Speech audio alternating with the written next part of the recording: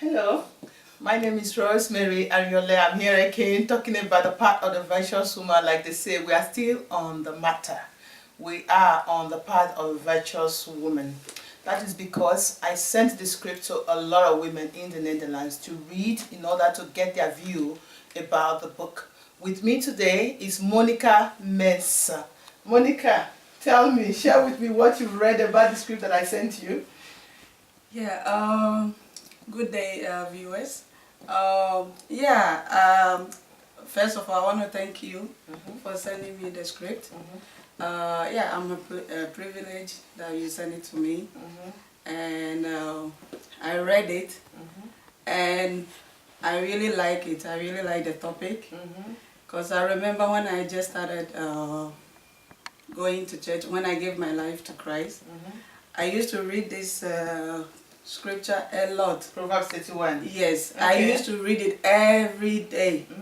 And everywhere that I read, I was like, I just want to be like this. How wonderful it would be like to be this woman that they are describing. So when your book came out with this topic, it's I read it and it's very powerful. Yeah, that's right. You talk about a lot of things and tools to help women.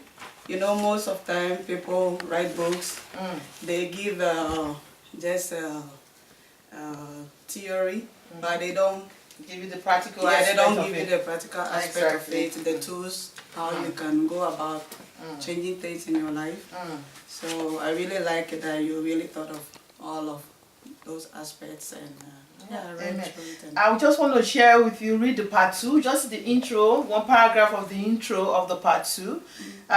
This is how I put it, because you mentioned that the Proverbs 31 that you used to read it when you just gave your life to Christ and it became one of your favorite passage in the Bible. I wrote this. In this part, we will discuss second aspect on how to cultivate the attributes of righteousness. First, I want you to know that you are special. Woman, you are special. You don't know how unique and special you are. I like to call you God's last born because you were taken out of a man, Adam. A special, unique way of creation. Not directly out of the soil, but from the already created man. Which means you were created out of a more refined material. No offense to the men. This is a great and marvelous thing, for the fact that God created woman out of the man and not out of the dust, which potentially has great spiritual significance and value to it. If you, the woman, don't understand your uniqueness, how would the man or people understand you? The scripture says, here I come with Proverbs 31. The scripture says that your worth is far more than rubies. A ruby is a precious stone, we all know, consisting of corrodium in color varieties varying from deep red or purple to pale rose. You read the part 1 and part 2. You read all the parts. Yes, what can you share with me in part 1, for instance, to talk about what a virtuous woman is? it's not. Yeah, you were. It talks about the unfaithfulness of a woman who is not virtuous, and it talks about the unforgiveness spirit of a woman who is not virtuous, and it talks about women who pretend to be something that they are not. Exactly, pretentiousness. Yes. That part is super. Yeah, so I read through all of it, and it was very powerful, and I loved the stories that you added to it.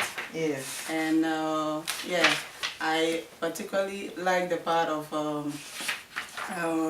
the unforgiveness spirit and women that pretend to be something that they are not.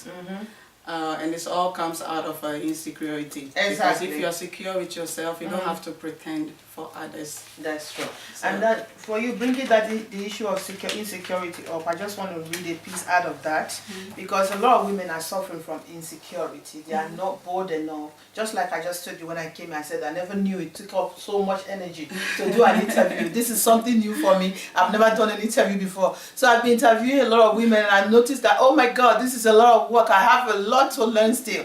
Anyway, let me read a little piece for you from the issue of insecurity. This is how I took it.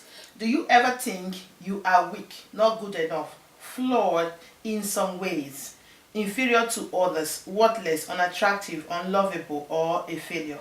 Everyone in some point in life uses these words on themselves, usually when they experience a challenging or stressful situation.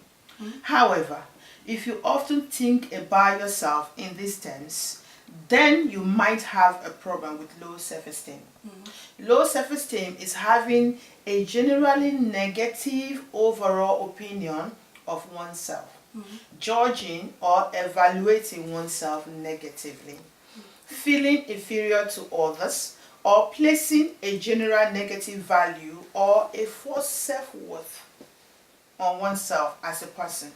Here are some testimonies of what people of what people with low self-esteem ought to say by themselves. I have 3 quotations for that. This not from scripture, just words that I use. I said, I get nervous. This is what most people who have low self-esteem, they often say by themselves. I get nervous talking to people I don't know at gatherings. I'm socially incompetent and I hate it. Yes. I feel it. Yes, I have the same thing. Yeah. And then the second one I said, I get nervous approaching a new member in church. I feel the individual is better than me spiritually.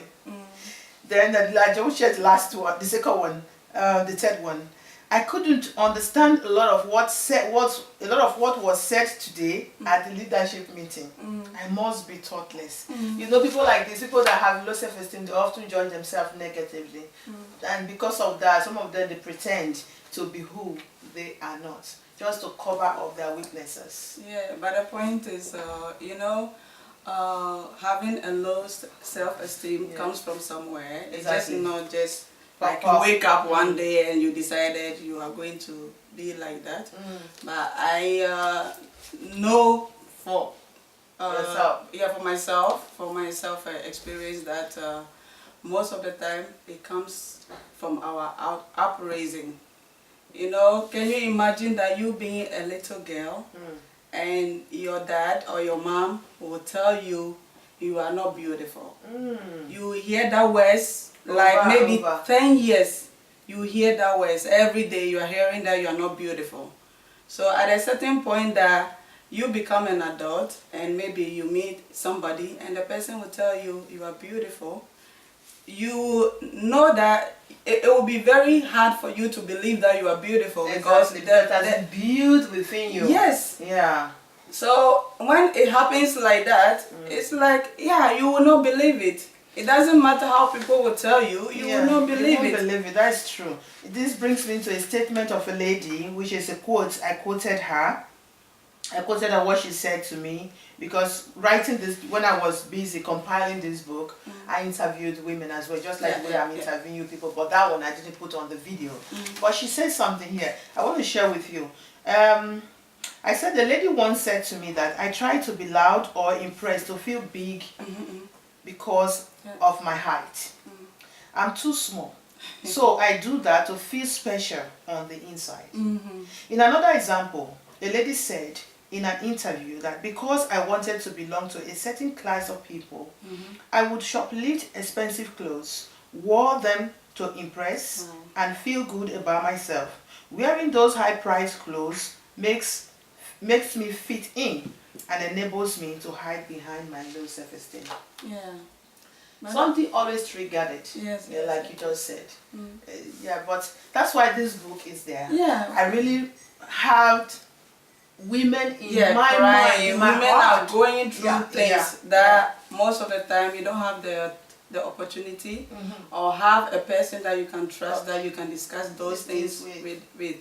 And it really, some women are really going through a lot of things. They are going through painful things that happen in their childhood. Some of them all of this happened to them whilst they had a relationship. So if you have a relationship while you are being abused spiritually or emotionally, Yes. you carry it with you. It only takes the power of God to break those kind of things. Otherwise, you carry it with you for the rest of your life. There's a part in the part 4 also with Yeah. what you just said. Now, sorry to cut you off. What you just said. There's a lady in the part 4 which I talk about a noble personality. Yes. And in there, she portrayed a negative personality in a restaurant while she's supposed to portray the other one around. And she ended up telling a friend of her that, oh, I'm like this because of my upbringing. Having to grow up with only boys in the family and being the only girl, she has to fight all the time to get things her way, to get things done, So she's always defensive. Whenever she sees a situation that she knows that this one she has to win, then she becomes defensive. These things do happen. And I really hope for all the women that at least we can figure out where our problems are coming from. Exactly. Because if you can locate that, you have solved half of the problem already. That's true. And then that's when you start praying to God and maybe talking to women who have gone through the same thing for you to be healed. Because you need to be healed from all of those past things that have happened to you. Yes. And the most dangerous part of it is that if you don't deal with it now, you pass it on to your children. That's true. Maybe you It have becomes a a curse. circle, and you have to break it. Yes, exactly. Because if you don't break it, it will turn to your children. Your children will also pass it on to their generational. children, and it just continues and it never stops. It becomes a generational problem Yeah. that must be broken up. I really, that's why this book, in fact, each time I put something in this book or I pen something, I always pray about it.